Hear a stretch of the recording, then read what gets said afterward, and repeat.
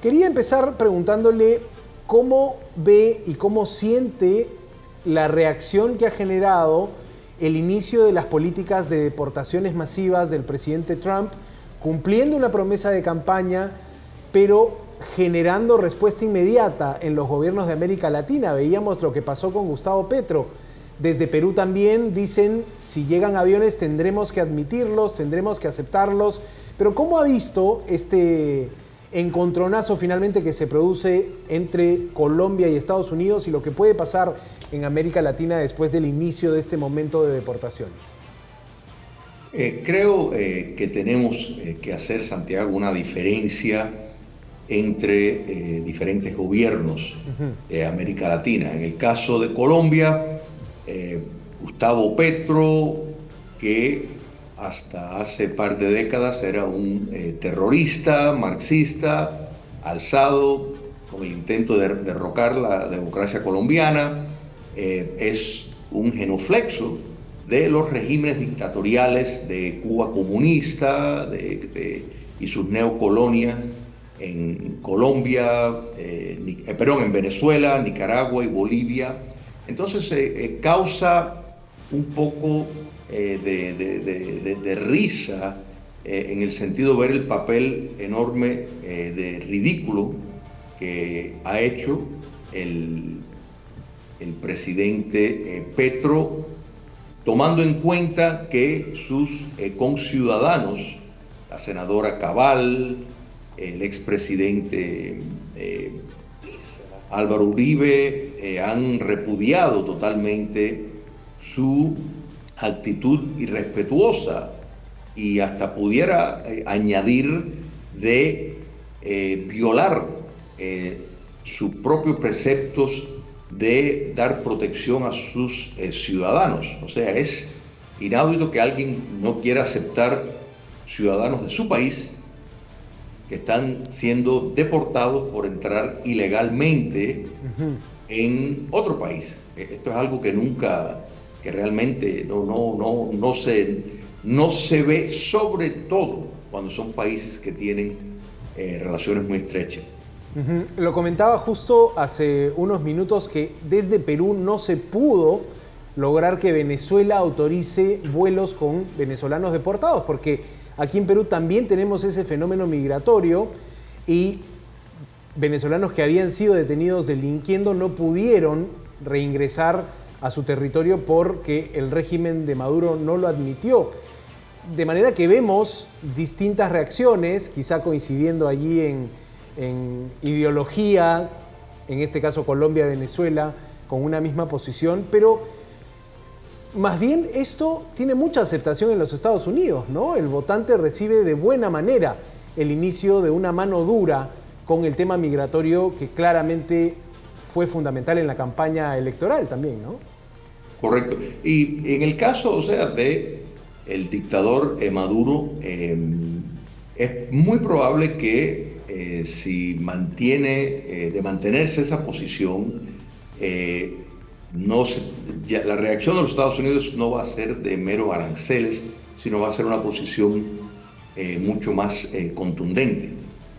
Y sí, Santiago, o sea, los estadounidenses se han cansado de que se violen la ley, de que no se aplique el Estado de Derechos, que determinado sección el antiguo gobierno y muchos gobernadores y alcaldes de la extrema izquierda han dado licencia a toda una serie de actitudes de una política de Estado en esas jurisdicciones limitadas que ha florecido el crimen, ha estimulado en efecto una lucha de clases por parte de personas que entraron indiscutiblemente ilegalmente. O sea, se estima que entre 10 a 20 millones de personas entraron.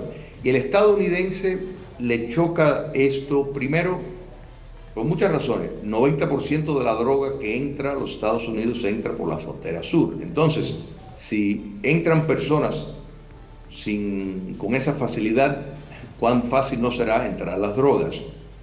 Tenemos el hecho de que al ser admitidos y dispersados por todo el mundo, la tasa de criminalidad ha explotado en precisamente ciudades y jurisdicciones que son a menos a la inmigración ilegal, o sea, que calorizan, que dan beneficios sociales muchas veces más grandes que lo que reciben estadounidenses nacidos acá. Y esto ha chocado mucho, particularmente con minorías estadounidenses, no solo, por ejemplo, la minoría de negros estadounidenses, sino hispanos que están aquí legalmente, que ven que los servicios sociales y el gasto público favorece a inmigrantes ilegales a expensas de personas que llevan tiempo acá. Entonces, cuando miramos todas estas cosas y se toma también en cuenta el impacto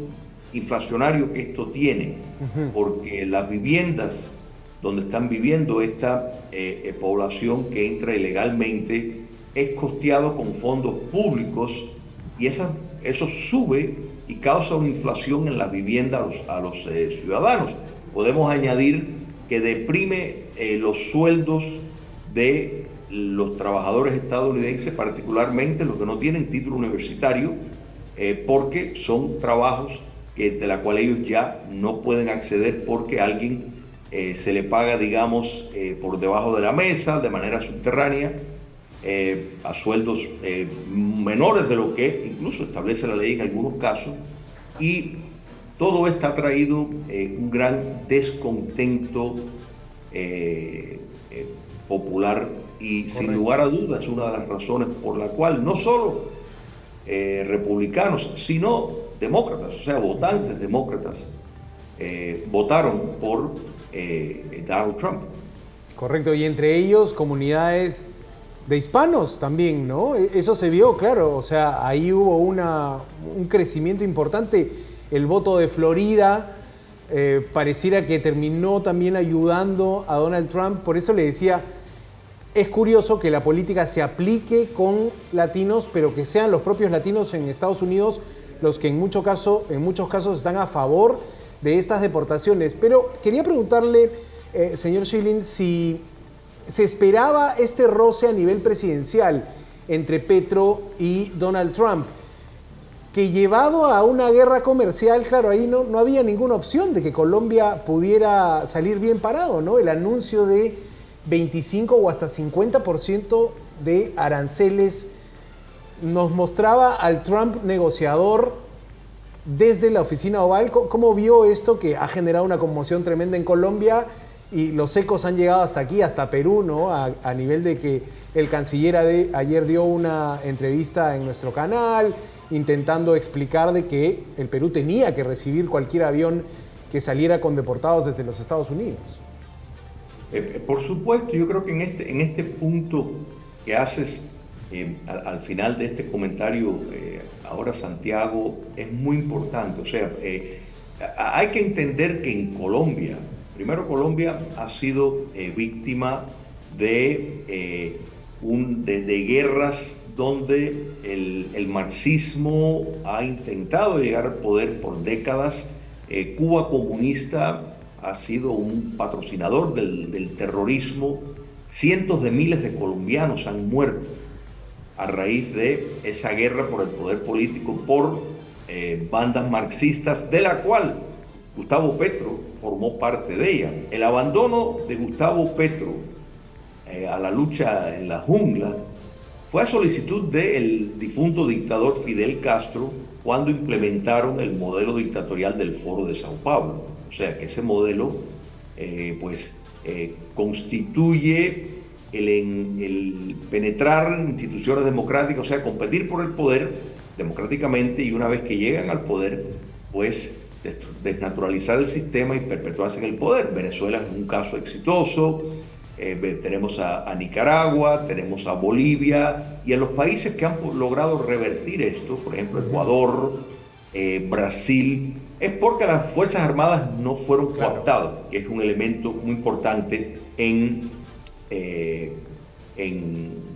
ese modelo. Y pudiera decir también, aunque yo sé que esto no es el tema y entiendo que es más complejo el caso de Perú, o sea, donde hay unas Fuerzas Armadas profesional que por décadas combatieron al terrorismo marxista y con gran éxito, gracias a Dios, se eliminó. Entonces, estas declaraciones de Petro, tomando en cuenta que Colombia históricamente ha tenido una relación muy estrecha con los Estados Unidos es su principal socio económico, es como un sinsentido completo. El presidente de México, Claudia Sheinbaum, que es una izquierdista convencida, tiene medularmente un apego a nociones marxistas, su abuelo, su tío, que en Cuba fundaron el Partido Comunista en la década de 1920,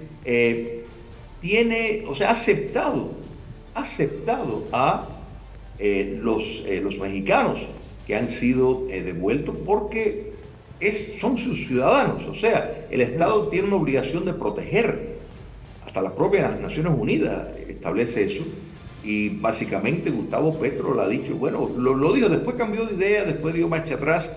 Y estamos viendo de nuevo un gran porcentaje de oficiales electos colombianos repudiando totalmente este cantinfleo que ha llevado al propio, la presidencia de Colombia caer en lo ridículo, o sea, una programación exabrupto, tal parecería, no sé, en qué sustancia estaría el presidente Petro, que se lanzó en esa movida que sabía que no iba a ir por el propio rechazo de su propio pueblo. Claro, quizá, señor Schilling, también Donald Trump, calculando bien este primer no que recibe, quiso dar un mensaje a todos los presidentes que pudieran hacer lo mismo, ¿no? Diciendo, tengo debajo una carta de guerra comercial y te puedo poner aranceles altos para que sí o sí recibas a los migrantes deportados en tu país. De alguna manera fue un inicio de, ya le digo, acá la Cancillería inmediatamente salió a decir, sí, tenemos que recibir, no hay otra opción. El cuestionamiento de Petro, y leí también que se sumó las Naciones Unidas, era a tener un trato humanitario digno contra los migrantes. ¿Cuál es su posición allí? Porque desde Latinoamérica se intentaba descalificar esta idea de los migrantes atados de pies y manos, esposados de pies y manos, y después se explicaba que ese es el protocolo en Estados Unidos, pero creo que ese era el argumento, digamos, que libraba un poco a Gustavo Petro de por qué había hecho este comentario, ¿no? Creo que iba más por un tema de las formas. ¿Qué opina sobre eso, señor Schilling? Fíjate, Santiago, primero en cuanto a el punto eso importante que estableces, probablemente esto con el gobierno anterior, si hubieran deportado, o en el pasado otros gobiernos que deportaban, el presidente Bush, el presidente Obama, hubiera tomado semanas. En otras palabras, esto hubiera ido por una preparación de algún estudio donde el Departamento de Estado estaría analizando y después estarían en conferencias, y esto se hubiera demorado 1 o 2 meses en ir para atrás y para adelante como si esto fuera algo negociable, ¿no? ¿Verdad? Entonces, la actual administración vino con claros objetivos, o sea, entre ellos está el establecer el orden en los Estados Unidos y la frontera sur. Ha sido un denominador común bipartidista de que hay que controlar. La inmigración legal, los Estados Unidos no tienen ningún problema con eso. La esposa del presidente Trump es una extranjera, o sea, y uno reconoce el aporte de las personas que vienen de otros países a los Estados Unidos, pero hay un procedimiento. Entonces, el hecho de que puedan entrar y decir que piden asilo político cuando vienen de países que son democracias, la verdad, es absurdo. Es absurdo porque primero, precisamente le complica el proceso de esos que quieren venir legalmente, o sea, que esperan por años para poderlo hacer. Entonces, totalmente viola el precepto de la noción de igualdad ante la ley, si nos establece un precedente de que es la ley de la jungla y el que llegue primero por la vía que sea, pues va a tener tan derecho o más que los que esperaron de acuerdo a los dictámenes de la ley establecida por años para poder entrar. Pero en cuanto hay que entender una cosa, de que muchos de los que están siendo deportados, de hecho, el primero enfoque eran personas que ya tenían un historial criminal, o sea, que habían sido arrestados por alguna razón. Esto no es, hay que entender de que estos arrestos y estas deportaciones no es simplemente que llega a un batallón, a un barrio que piensan que pueden ser extranjeros y los sacan. No. Estos son utilizando la inteligencia de diferentes agencias en cooperación con las agencias de la policía, con el Departamento de Justicia y los récords de las cárceles. En algunos casos que están presos simplemente los sacan. En otros casos esto ha tomado un tiempo y es muy probable que la actual administración, desde que ganó las elecciones, ya ha estado en estos preparativos. Por eso es que a bomba y platillo anunciaron que iban desde el primer día a tener deportaciones en una porción, por supuesto, pequeña en relación a los 10, 15, 20 millones de personas que han entrado ilegalmente, pero sí buscando la meta de tener 1,000, 1,500 deportaciones, y ellos dijeron que iban a empezar con personas que ya habían tenido un choque con la ley. Y aquí estamos hablando de choque, de violación de menores de edad, claro, reincidentes, diríamos. Asesinato, posesión de drogas, tráfico de drogas, el tráfico de personas, el tráfico de menores, donde se dice que hay más de 300,000 niños que los están buscando, algunos estiman que han sido encontrados. Entonces, claro, hay que ver si algunos de esos, y esto es relativo, y es muy cierto, o sea, en los Estados Unidos, a un nacido norteamericano acá, si tiene que ir a la cárcel o es arrestado, va con esposa. O sea, aunque haya nacido acá, aunque sus descendientes hayan venido en el barco Mayflower en los 1600, no importa. Tienen que ir esposados. Hay determinados procedimientos, incluso si ni siquiera se le ha probado que son culpables, por la posibilidad de peligrosidad. Entonces, los detalles de exactamente, porque no sé si hay un banco de data que nos deja ver los nombres y pudiéramos saber con certeza cuántos de ellos han cometido o están acusados de cometer o han tenido algún problema con la ley, y por eso fue que fueron detectados y con esa facilidad capturados y ¿se entiende? Puesto en un avión. Claro, lo que nos está diciendo es que fueron por reincidentes, fueron por personas que ya habían cometido crímenes o estaban asociados con una actividad ilegal, no necesariamente por un trabajador que indocumentado, ¿no? Primero correcto, se ataca a esa masa. Ahora, señor Schilling, para terminar... Ese ha sido, perdón, Santiago, ese ha sido, o sea, el propósito anunciado y el enfoque de la administración en conjunto con estados. Yo estoy, por ejemplo, ahora en la Florida, que es un estado muy ameno al cumplimiento de la ley, es uno de los estados con los índices de criminalidad más baja. Entonces hay una plena cooperación entre las fuerzas públicas del estado de la Florida y las agencias federales, y eso ha sido lo anunciado. Y también dijeron que si en el momento de arrestar a la persona, si había otro ilegal, lo iban a llevar también por su posición de que también podía haber estado en algún tipo de actividad. Yo creo que ese cuidado es muy típico, de nuevo, en en el transporte de prisioneros propios, incluso estadounidenses, aún nacidos aquí por generaciones, no importa. Bueno, vamos a ver qué ocurre entonces en los próximos días. Esto es algo que recién empieza la administración Trump, pero desde estos primeros días ya los temas están generando debate, polémica y conversación. Gracias, Julio Schilling, politólogo, autor. Pueden encontrarlo también en redes sociales a través de su página en X, @JulioM Schilling. Gracias, señor Schilling, por su... Un placer, Santiago. Buenas noches.